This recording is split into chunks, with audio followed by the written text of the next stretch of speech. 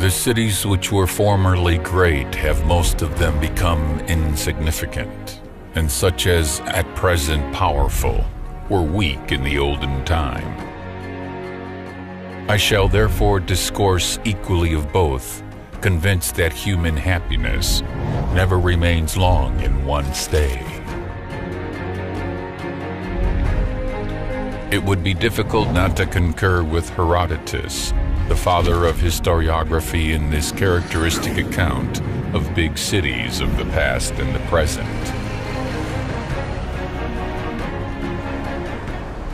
This is Rome, a city that prevailed in the ancient world and through the Middle Ages, maintaining a significant role in modern times.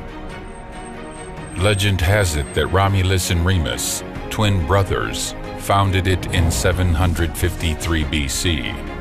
They were heirs to Mars, the god of war, and were suckled by a she-wolf, hence the city bears the name of Romulus.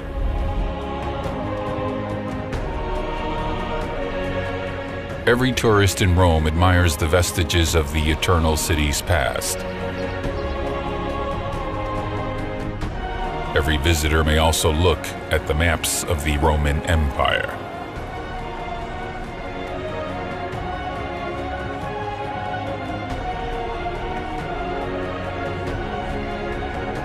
And they may quite naturally wonder whether there is a modern capital in the world today that predates Rome. Perhaps it is Washington, D.C. No way. Maybe Paris, London, Berlin, or Moscow. These are too young to match up to Rome.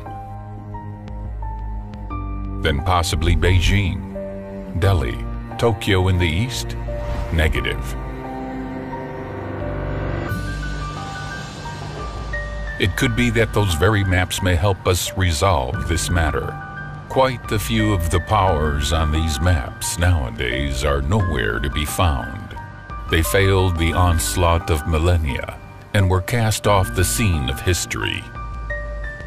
Egypt is still around, and its history is older than that of Rome, but its current capital, Cairo, was only founded in the Middle Ages, the 10th century AD.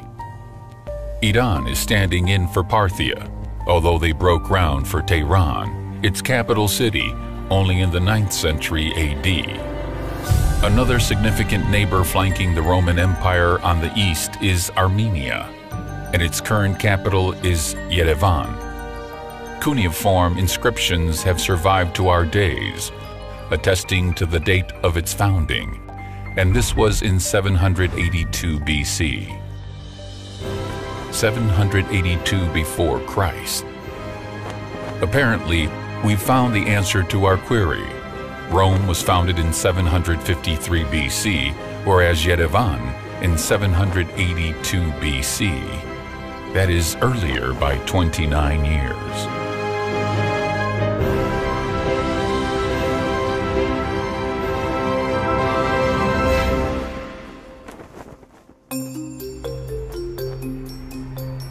This is the City Hall in Yerevan. Each column on the facade of this remarkable building is dedicated to one of Armenia's prominent former capitals. Through the 5 millennia of its rich history, Armenia has had many capital cities, big and small, of which 12 were most acclaimed. Yerevan is one of these 12, the most recent. The building also houses the Museum of Yerevan History. A large replica of the cuneiform stone birth certificate of the city is set at its entrance. The original inscriptions may be seen at the ancient citadel called Erebuni, and the museum erected at its foot.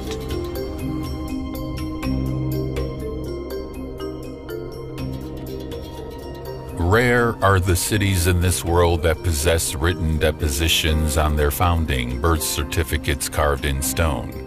Yerevan is one of the lucky few.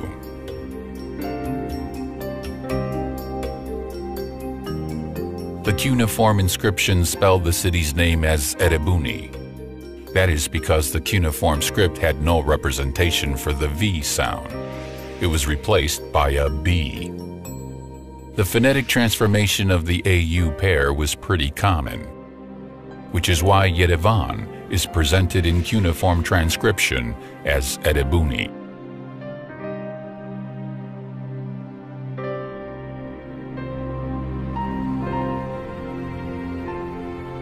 Erebuni was the principal northern bulwark of the Van or Ararat-Urartu kingdom, which existed between the 9th and 6th centuries BC. There is a reference to it as Ararat in the Holy Bible. Urartu is certainly the ancient name of the country which today we call Armenia.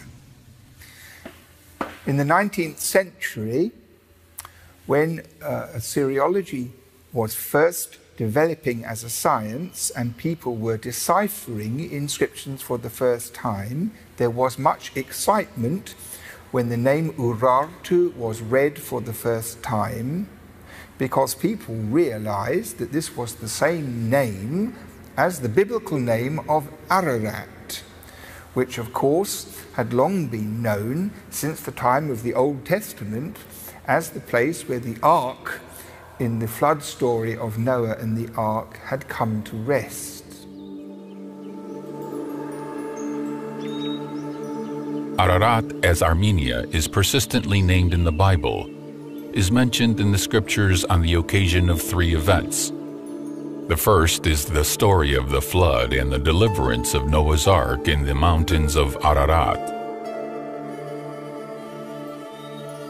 The other 2 pertain to the affairs of the 7th and 6th centuries BC, when the Ararat kingdom was one of the formidable states of ancient East, and the city of Erebuni Yerevan was its main stronghold on the north.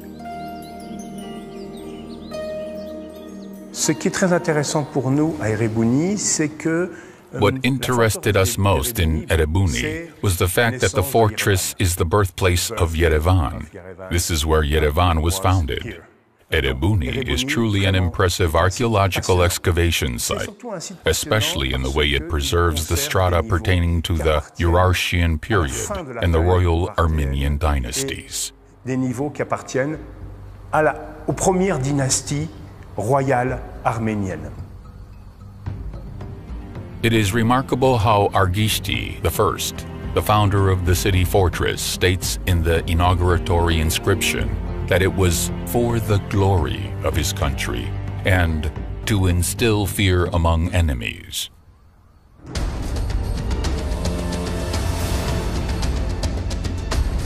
By the greatness of the god Kaldi, Argishti, son of Menua, built this mighty stronghold and proclaimed it Erebuni for the glory of Biainili and to instill fear among the king's enemies. By the greatness of Kaldi, Argishti, son of Menua, is a mighty king, king of Biainili and ruler of Tushpa. In cuneiform script, the phonetic transformation of the AU pair was common. Hence, in Assyrian and Babylonian cuneiform sources, the Ararat kingdom is often referred to as Urartu. This is the name under which it appears on the world's oldest Babylonian map, where one of the depicted countries is Urartu Ararat, Armenia. This tablet is the oldest map of the world that has ever been discovered. And it's an archaeological object which is now in the British Museum, which was discovered in the ancient city of Babylon in Iraq in the 19th century. The scribe very carefully wrote on the surface of the map the names of different cities or different tribes or different places which he knew about.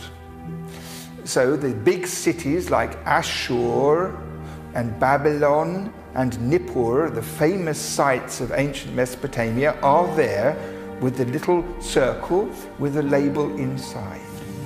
Also, up in the northeast, there is a cuneiform inscription which says Urartu. and Urartu is the ancient name that we know today of ancient Armenia.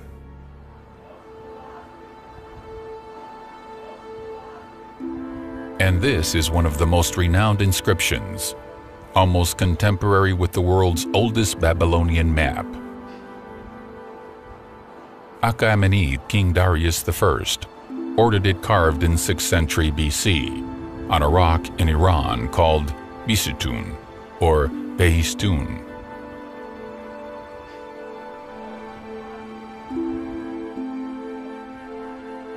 In the Persian section of this trilingual inscription, Armenia is spelled Armina. In the Elamite, it is Harminuya, and in the Babylonian, it is Urartu. All three refer to how the country was named in respective languages.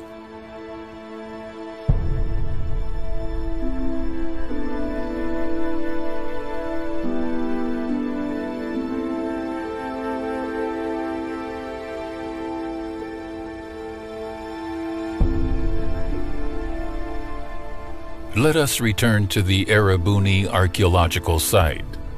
Scores of inscriptions were discovered here, recounting the story of founding the fortress, building a shrine there, military barracks, warehouses, and other buildings. The excavations have unearthed, and keep on finding there, various structures and artifacts which we admire even today in their masterful execution. Several of those objects were commissioned on the occasion of the inauguration of the fortress. Especially impressive among them are shields bearing inscriptions. Ci troviamo sul territorio della città. We are within the city walls of Yerevan now.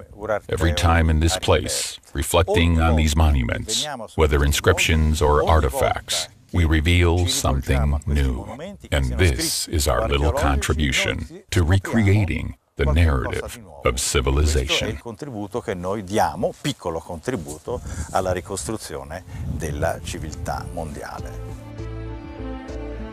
Yerevan excavations began in 1950. Many of the inscriptions found at the site do not refer to an exact date of the fortress's founding. Where has it become known from then?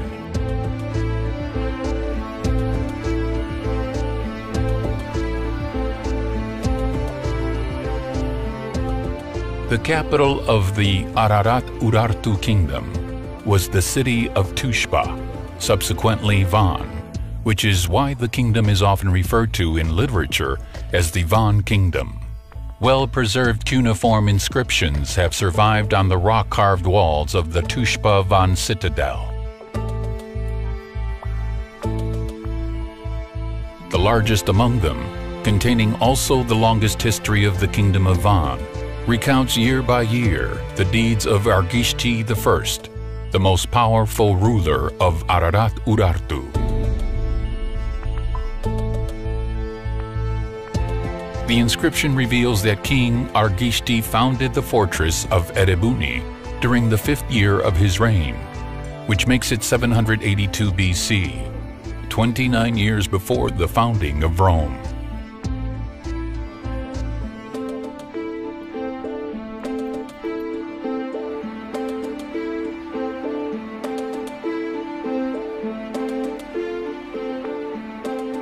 Yerevan, though, is not the earliest frontier in the history of Yerevan. Traces of human habitation in Yerevan date back to the early Stone Age. Remnants of a skull discovered in one of Yerevan's Stone Age caves made it possible to reconstruct the face of this 40,000-year-old cave dweller.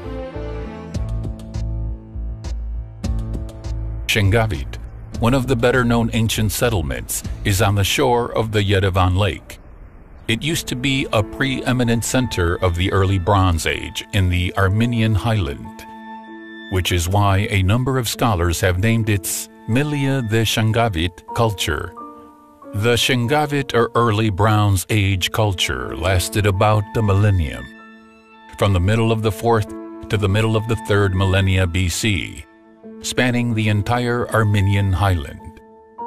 Between the 28th and 26th centuries BC, it spread onto the neighboring countries, onto the northern Caucasus, extending in the south all the way to Egypt and the central regions of Iran.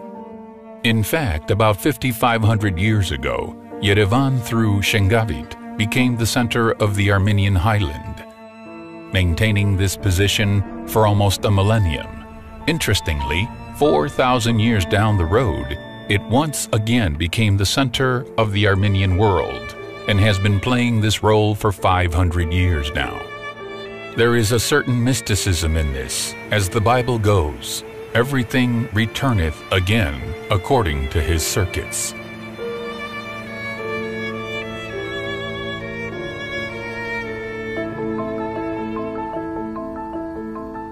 The depth of Yerevan's history is evident in a piece of lore regarding its naming, which pertains to the flood in Patriarch Noah.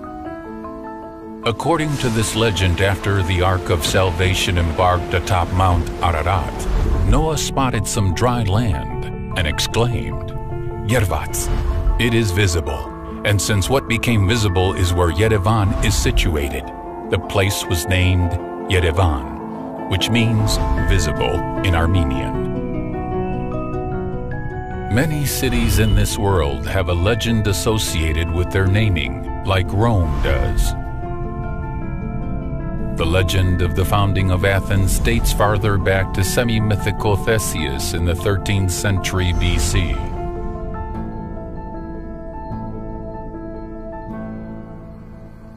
Here again, Yerevan has a clear advantage. According to lore, it was founded by Patriarch Noah, the progenitor of modern mankind, whereas the already purely historical evidence carved in stone dates it at year 782 BC. As an inhabited settlement, Yerevan has had uninterrupted existence from the date of its founding to our days. Within the city perimeter, in the immediate vicinity of Shengavit, is the fortress of Teishebaini in the ancient settlement of Karmir Blur, also founded during the Ararat-Urartu kingdom about 100 years after Erebuni. This astounding city fortress became yet another northern bulwark of the kingdom. Even after the Ararat-Urartu kingdom, life within the territory of Yerevan was quite vibrant. The palatial complex built in the Erebuni-Yerevan outpost in the Achaemenid period comes to prove it, as do the discoveries of hoards of coins of Alexander the Great, Seleucid, and Parthian kings and Roman emperors. The place also thrived during the early Middle Ages, when Armenia became the first to adopt Christianity as an official religion of the state in 301 AD. This was attested to by the St. Peter and Paul Church, built here in the 5th century and subsequently pulled down by atheist Soviets, as well as by the Yerevan Cathedral, built in 590, now dilapidated. There exist many testimonials on Yerevan in the works of medieval historians, where the city is referred to as Yerevan, Arevan, Yerevan, Yerevan, and other variations. Most noteworthy among these is the passage in the chronicle of the 7th century historian Sebius on the Arab invasion of Armenia in 642 to 643. The invaders lay siege on Yerevan, fought extended battles under its fortified walls, all to no avail. Yerevan flourished during the Armenian kingdoms and principalities of the 9th to 13th centuries. New spiritual and cultural centers were founded. Manuscripts were written and copied. It is characteristic that Yerevan with its environs won acclaim for its famous gardens, referred to in numerous records. In the middle of the 13th century, the Mongol Tartars conquered Armenia. Substantial population was massacred or driven into captivity. A massive exodus of Armenians began. the Mongol-Tartar invasion was followed by another calamity. In 1387, the hordes of Tamerlane besieged Yerevan.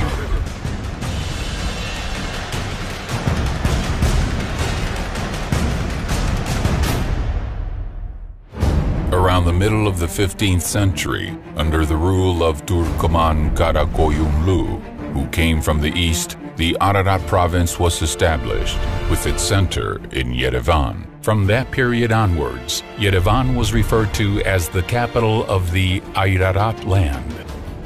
The Turco-Persian wars throughout the 16th to 17th centuries mostly fought over the territories of Armenia and Mesopotamia, brought about a disastrous situation for the entire Armenian nation. Yerevan became a priority target for foreign conquerors. Suffice it to mention just one episode. In 1604, the Persian Shah Abbas forcefully relocated 300 Armenians from eastern Armenia to Persia, and these included many from the city of Yerevan. Armenia was eventually divided between Ottoman Turkey and Persia, and the dividing line remained intact until the early 19th century. Eastern Armenia was handed to Persia, while Turkey occupied Western Armenia. A substantial part of Eastern Armenia comprised the Khanate of Yerevan. The Khanate also included the spiritual center of the Armenian Apostolic Church, the Holy Ejmiatsin.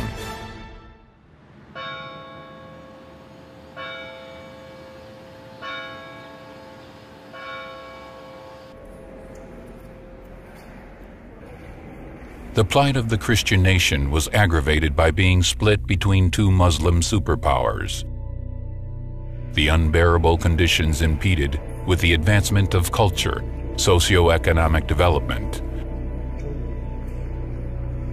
An example to illustrate.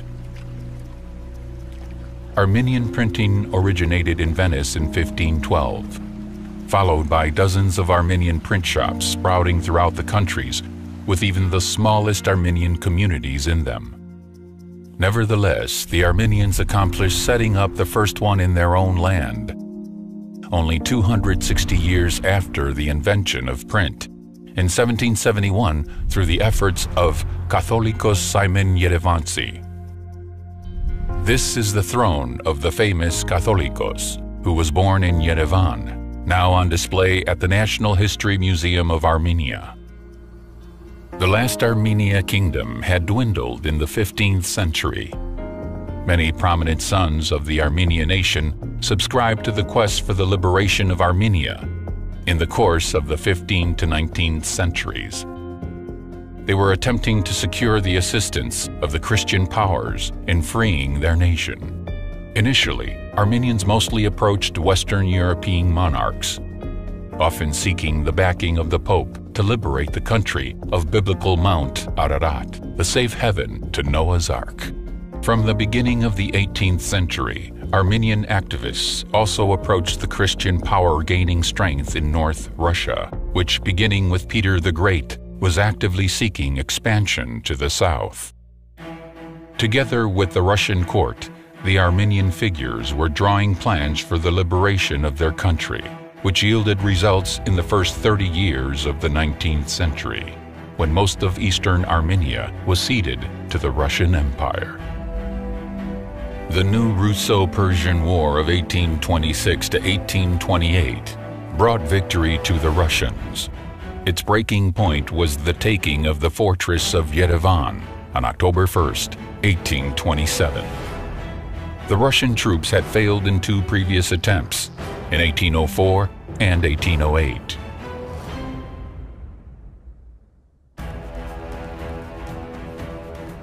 Under the Treaty of Turkmenchay, concluded on February 10, 1828, the Khanates of Yerevan and Nakhichevan, as well as the Ordubad region, were ceded to Russia. These territories were consolidated into the Armenian province, an administrative unit in the Russian Empire.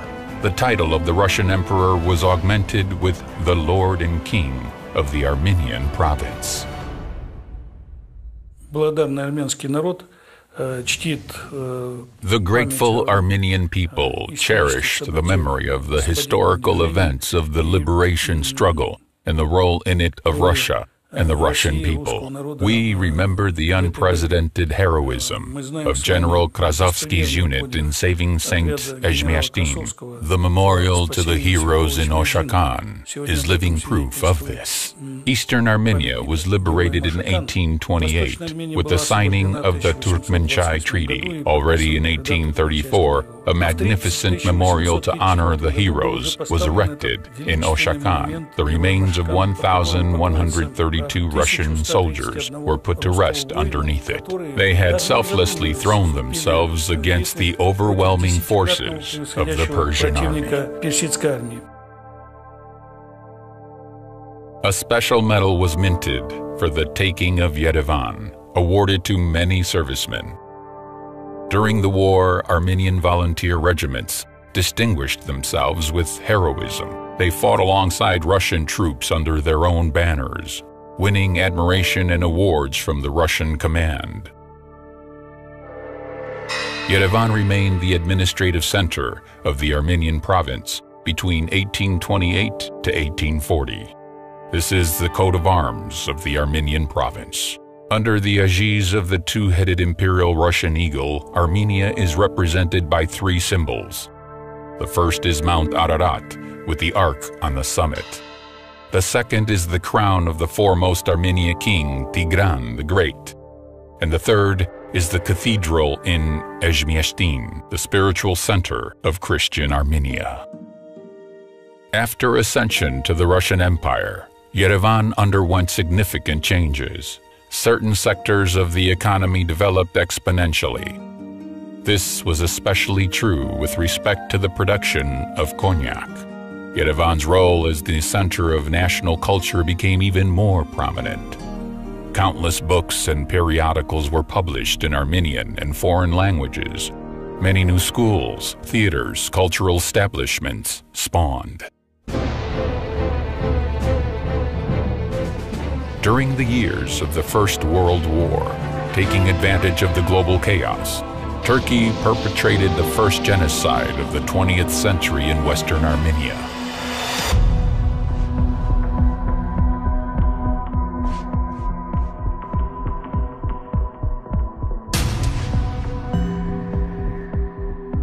Hundreds of thousands of its survivors, Armenian exiles, found refuge in eastern Armenia. Yerevan too became a haven for huge numbers of refugees. In 1917, the two Russian revolutions toppled the Russian Empire. In January of 1918, Turkish troops invaded Transcaucasia. The situation was disastrous. The enemy exceeded Armenians in numbers and armament. But the Armenians consolidated around Yerevan, and in May of 1918, through a series of decisive and heroic battles, contained the onslaught. On May 28, 1918, the independence of Armenia that had declined in the 14th century was regained. Yerevan was proclaimed the capital of the Republic of Armenia. This is the old history of Yerevan, chronicled through millennia to our days. One may be envious of such an ancient history, kind-heartedly, of course. But there are also exits spiteful envy, to which succumb those who are deprived of their own values. This is the feeling prevailing among those who look at Yerevan across Armenia's eastern border, attempting to twist true history. At the end of May 1928, the Caucasian Tatars, or Caucasian Turks, inhabiting the eastern regions of Transcaucasia proclaimed a state, naming it Azerbaijan. Azerbaijan is the phonetically transformed name of Atropatene. Atropatene is first mentioned by classical authors, such as Strabo, Pliny the Elder, Ptolemy, for example, amongst others, and a number of other classical sources. What's very consistent is that Atropatene is basically defined as that region that is south of the Araxes River, what is now modern-day Azerbaijan and Iran. There is no such thing as an entity known as Azerbaijan north of the Araxes River, north of the province of Iranian Azerbaijan. Historically, no such entity has never existed, and as we'll see later, it only began in late May of 1918 when such an entity was created, mostly in a political aspect. Yerevan celebrated its 2,750th anniversary in 1968, setting off a tradition. Every year in the month of October, Armenians celebrate the day of their capital. With an aspiration to falsify the history of Yerevan, an event was organized in Baku in 2011, in which the president of Azerbaijan, Ilham Aliyev, participated himself. It was called the 500 Years of the Fortress of Yerevan. Azerbaijanis allege that Yerevan was founded in the beginning of the 16th century by Yerevan Guli Khan, from whom the city's name therefore originated. One has to be half-witted to make such a claim, since Yerevan and its fortress have been mentioned dozens of times before the advent of the 16th century. As early as in the 7th century, Yerevan withstood the Arabs, remaining impregnable. In 1387, it fought Tamerlane when 500 of its citizens fell. Then again, how could it possibly be founded in the early 16th century and be named after Yerevan Guli Khan when 2 centuries before that, in the first half of the 14th century, Mongol rulers Abu Sa'id and Anushirvan had minted coins in the city of Yerevan with its name on them? Falsification as Azerbaijani public policy does not limit itself with forging the history of the capital Yerevan. It extends over all of Armenia and its people. As early as in 1990s, the preceding president of Azerbaijan, Heydar Aliyev, the progenitor of incumbent Ilham Aliyev, instructed Azerbaijani historians to falsify and restate the history of the region to the benefit of Azerbaijan. Already during the Soviet period, there existed a good school in Azerbaijan, but unfortunately, it is now mostly suppressed. Those who at least say something, who dare to speak up, get persecuted by people who are appointed through political motivation and are rather detached from science. As a result of public policy intent on fabrication, not only Armenian lands and cultural monuments were proclaimed Azerbaijani, but also the history and culture of other nations. For example, the Safavid kingdom of Persia was pronounced an Azerbaijani state, while the world-famous medieval Persian poet Nizami an Azerbaijani Turk. As for Nizami, we recently learned that the Persian poems inscribed on his tombstone have been erased.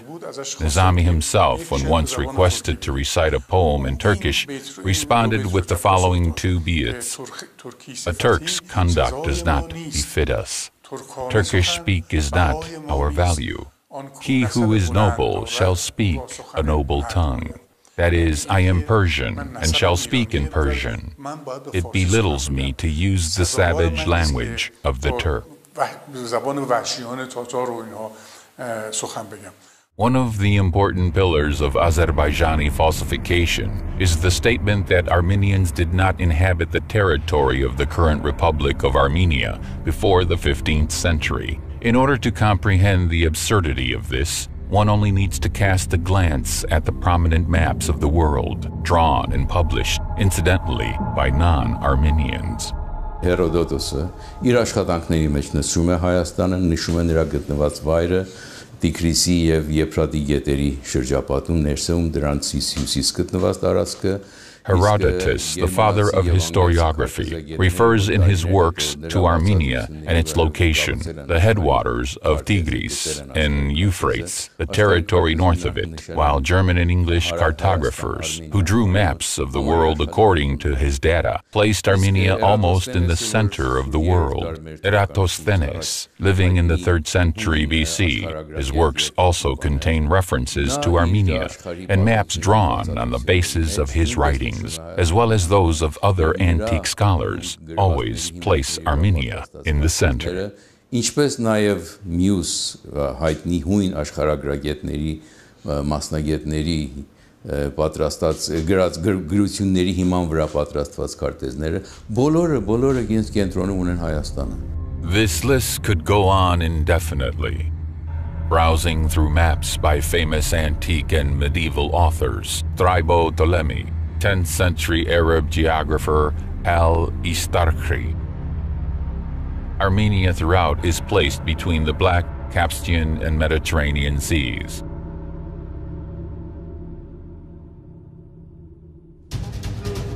The Turco-Persian Wars, those were raging since early 16th century, devastated Armenia and reduced its population. Leaping at this opportunity, the Azerbaijani fabricators of history attempted to claim that no Armenians lived in this region on the 17th century. The ludicrousness of this claim is made apparent by a neutral source of the period, the famous French traveler Jean Jardin. Passing through Yerevan in 1673, which was then under Persian rule, he made a drawing of the city, entitling it the German publication of his travel memoirs. Yerevan, the capital of Armenia, mind you, of no other country.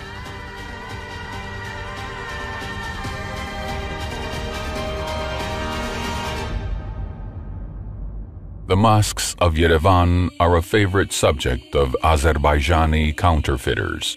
According to various sources in the 19th century, there were 2 large mosques within the perimeter of the Yerevan fortress and 6 smaller ones nearby.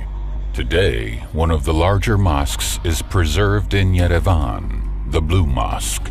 The rest were brought down during the years of Soviet power. It is common knowledge that the Soviet authorities, with atheism as their banner, for many decades demolished the houses of prayer throughout the territory of the USSR. Numerous Christian Armenian monuments were pulled down in Yerevan through those years. The St. Peter and Paul Church, built in the 5th century, was ruined in the 1930s. The magnificent St. Mary's Cathedral of the 12th and 13th centuries was destroyed in the center of Yerevan. The churches of St. Gregory the Illuminator, St. Simon, Thessaloniki, Malar, the medieval cemetery of Kozern, Gethsemane, and many other structures of historical value were demolished. In 1938, notwithstanding the numerous protests and complaints, the authorities pulled down the surviving fragments of the walls of the fortress of Yerevan, building a wine factory instead. The Russian Nikolaev Church, a majestic 19th century architectural monument, was also destroyed. And the 1913 St. Mary's Russian Orthodox Church in the 1930s was converted to a movie theater. This was the reality of those years. One cannot help but recall and remind Azerbaijani authorities of a well-known quote by Abraham Lincoln. You can fool all the people some of the time, and some of the people all the time, but you cannot fool all the people all the time.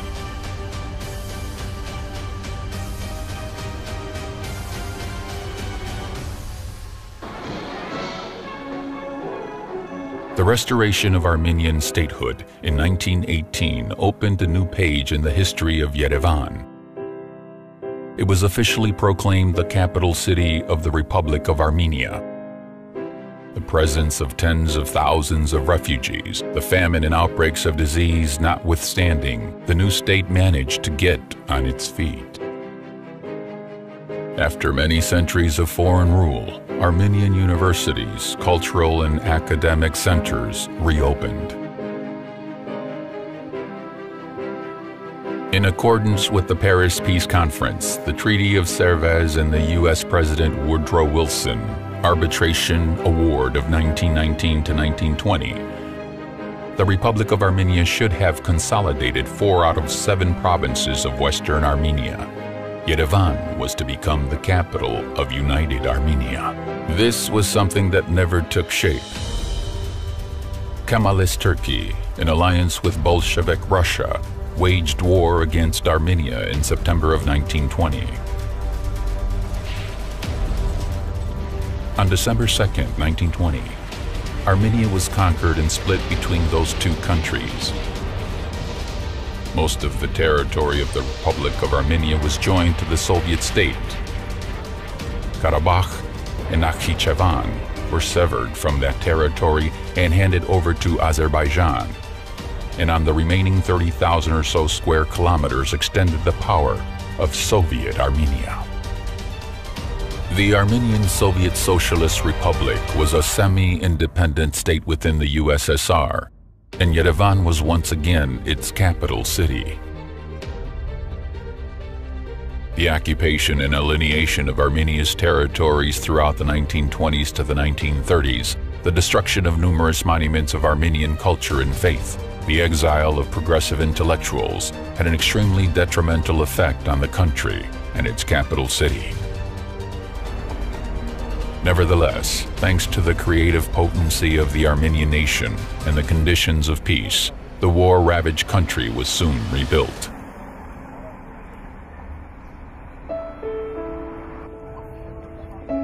Led by the talented architect Alexander Tamanian, the city's development under a uniform plan began in 1924.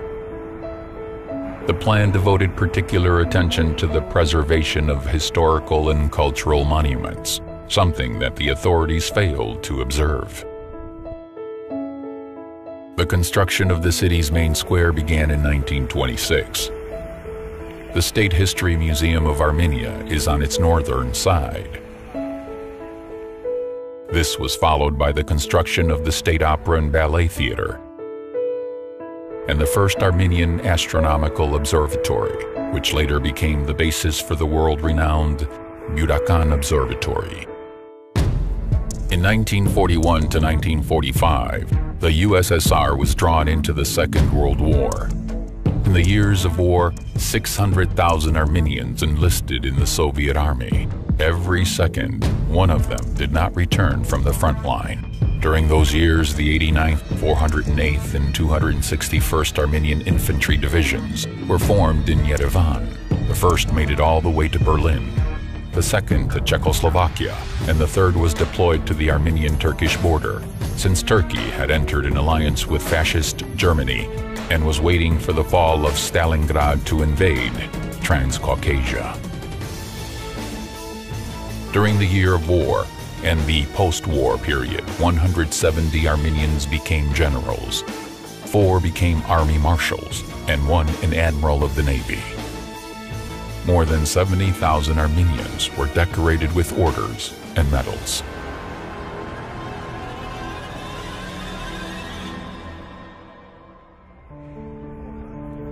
Following the end of Stalinist tyranny in the middle of the 1950s, the peoples of the USSR acquired certain possibilities to develop their respective cultures. Matenadaran, the world's biggest depository of Armenian manuscripts, was built during the 1950s. Today, it preserves about 18,000 manuscripts and more than 100,000 archival documents, not only in the Armenian language, but in the classic Greek, Assyrian, Latin Arabic, Georgian, and other languages.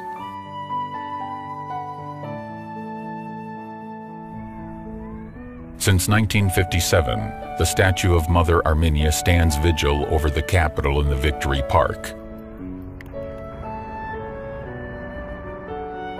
Not far from it, a 50-meter-high stele of Victory was erected in 1967.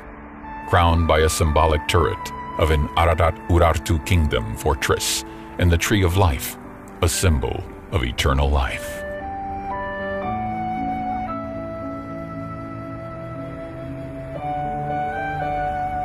In 1959, another symbolic monument was erected in Yerevan, the statue of David of Sassoon, the main epic hero of Armenia, an unrelenting fighter for justice.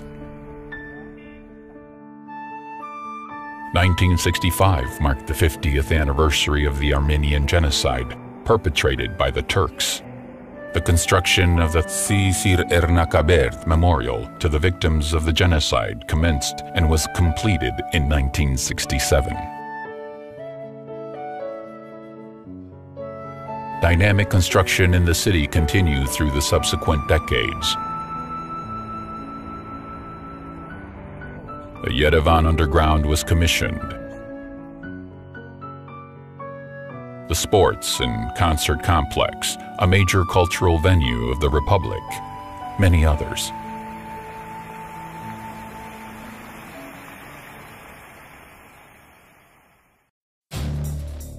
In 1988, the first national liberation movement in the USSR began. The Armenian people rose up with the fair demand to reunite Karabakh with the motherland. Thus began the story of the collapse of the USSR. Armenia regained its independence in 1991. And Yerevan once again became the capital city of independent Armenia.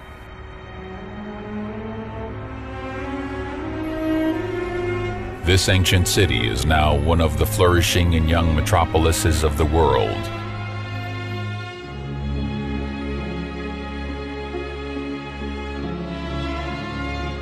An ancient legend associates the naming of the city with the flood and with Patriarch Noah, while cuneiform inscriptions that have survived to our days prove that Yerevan was founded in the year 782 BC, 29 years before Rome.